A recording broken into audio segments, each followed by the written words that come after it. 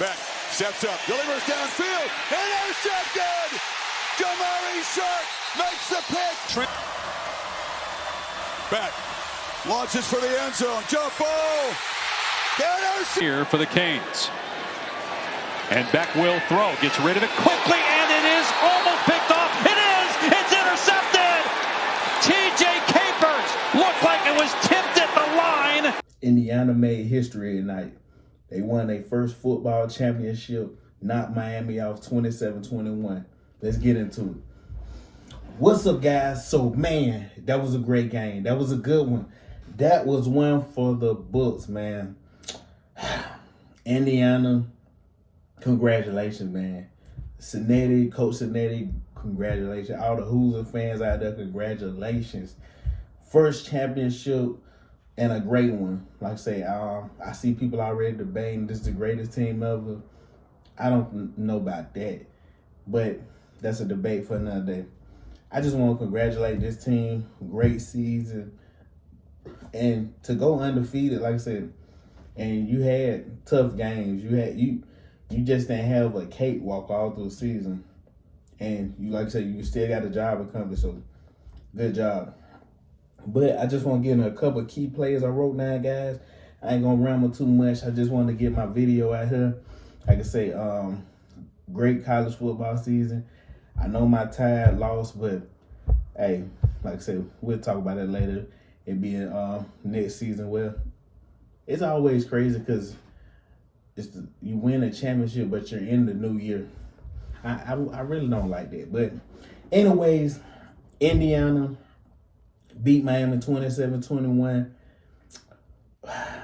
Time of possession this game was about 35 minutes leaning towards Indiana. Miami had about 24 minutes. Miami had about 53 plays. Indiana had about 72 plays. Not the game that Miami likes to play. And for all the people out there that was, you be too hard on Carson Beck. And I said, I'm like, Carson Beck is good. Carson Beck is good, but he has plays that, for being in college football 7 years, being a starter, correct me if I'm wrong, Georgia fan, being a starter at Georgia 2 years, I think 2 years, and then starting, like I say, this year, you can still continue to make the same mistakes, the same ones. But anyway, let me get to my key plays, guys. The block punt, that was a big one right there, because the game 7-10. Miami is about a punting. You don't know what might happen. Maybe Indiana scores and, we'll never know. But Miami defense was playing great. You have a block punt. Game goes from 7-10 to 7-17. Miami does come back down. Boom, scores 14-17. Then, all of a sudden, when it's in the fourth quarter, I'm going to jump ahead some. When it's in the fourth quarter and it's 9 minutes and 23 seconds left, it's 4th and 5. Cinetti, he already went for it on a 4th down. And, man, Mendoza, that back shoulder throw, man. That back shoulder throw, he got that thing to a T. He got it on the rope, man. I don't even know why they weren't ready for it. I'm it's a couple times like, look, it's going back shoulder. It's back shoulder. It's coming. It's coming. But like I say, great placement on the ball. Then great playmaking by the wide receiver. Great catches. But like I say, 9:23 left, 14-17. Instead of being safe, most coaches is real safe. I know nowadays coaches look at the analytics, so you have coaches that'll go for it on 4th down more than you used to. But 14-17, QB draw. And I had a feeling, I didn't think it was going to be a QB draw. I thought it might have been something. He got the ball, and it was like a run-pass option. He could run or could throw, but QB draw, fault, tough yard, spins out, stretches out. Man, great play by Mendoza. Goes up 24-14. And to Miami credit, at that point, it would have been easy to give up. Miami comes back, scores, boom, 21-24. And then, Miami didn't win, but this would have been a big, big play. It's 24. It's 24-21. Indiana has the ball. I think was it 2nd and 1 or 3rd and 1? One of them. They get a false start, pushes them back about 5 yards. That gives them the opportunity. They get a stop and makes Indiana settle for a field goal. This could have been a big play. The defense played great, man. It got to be tough when your defense play that great and you're a defensive player. And you got to rely on your teammates to win the game. Carson Beck comes out there, does what Carson Beck does. He, like I say, you got the roughing the passer call. You already, Miami showed time and time again that as great as a team they are, it's just certain plays that you can't make mistakes. Like you can't be, as soon as you come out, you get a delay a game and that's 1st and 15. How do you make that mistake? You're trying to get in a 2-minute drill and you already get a delay of the game.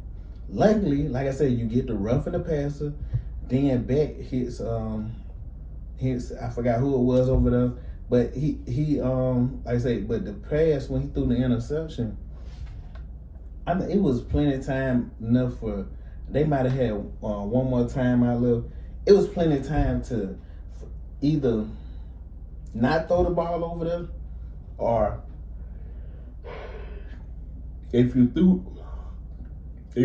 throw the ball, you gotta lead it to the outside. You can't lead it on that inside because it looked like Indiana was in quarters. That's why they called their timeout, because they was expecting maybe Miami was gonna take a shot. In my opinion, I think that's why they called. They thought Miami may take a shot. But see, I can't say about Miami because it's tricky. Because I was looking at the time and was like, man, you don't want to get a ball back with too much time. But like I said, Beck, he should have led the ball to the sideline. He throws it, and I'm gonna put on here, y'all. I may put in the beginning or the end, but Carson Beck, he throws a lot of interceptions that, for as much experience as you would think he has, that he shouldn't still be making these mistakes. But this is what separates the good college quarterbacks from the ones who go to the NFL and become great. Because I know NFL, draft, the guys who do the draft board and everything, looking at guys, and they looking like, man, this guy's still making these same mistakes. You looking at those, and I knew it. I text my friend. I put the text of them. Well, I text my friends that we in a group chat. I'm like, oh well, I'm like, hey, Miami got lucky. They got a false start. They got the ball back. I'm like, look, Beck got a chance to get the ball. He got a chance to go down there and do something with it. I'm like, I just knew it was gonna be an interception because there were no turnovers all game, and Carson Beck already. He had a couple that could have been intercepted already. He had the one when it was in their end zone. He threw it was on the left side. I don't know if it was the cornerback. I think it was a cornerback. He came back like this, almost could have intercepted it. It flew off his hands, just bounced on the ground. But like I said, man, Carson Beck, he just throws passes that, like I said, at this point, you just got to question.